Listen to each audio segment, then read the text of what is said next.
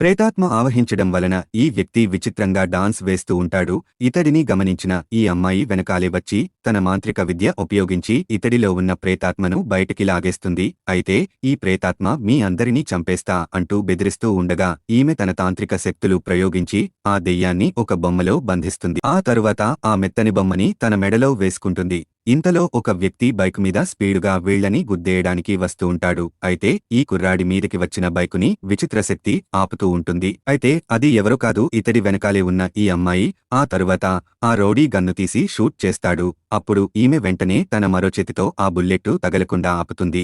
అలాగే అతడి చేతిలోని గన్నును కూడా కిందకి పడేలా చేస్తుంది. ఇక లాభం లేదని ఈ రౌడీ వచ్చిన దారిలోనే మళ్లీ జారుకుంటాడు. కాని ఈ అమ్మాయి ఈ కుర్రాడితో నిన్ను చంపడానికి వచ్చినవాడిని నేను వదలను అంటూ పరిగెత్తుకుంటూ రౌడీని ఫాలో చేయడానికి వెళ్తుంది. హైవే మీద స్పీడుగా వెళ్తున్న రౌడీ బైకును పరిగెత్తుకుంటూ వెళ్లి క్యాచ్ చేస్తుంది. ఆ తరువాత ఇతడిని బంధించి ఈ కుర్రాడి దగ్గరికి తీసుకొస్తుంది. తర్వాత కథలో ట్విస్టు మిస్ అవకుండా ఉండాలి అంటే వీడియో లైక్ చేసి పార్ట్ 3 అని కామెంట్ చేయండి.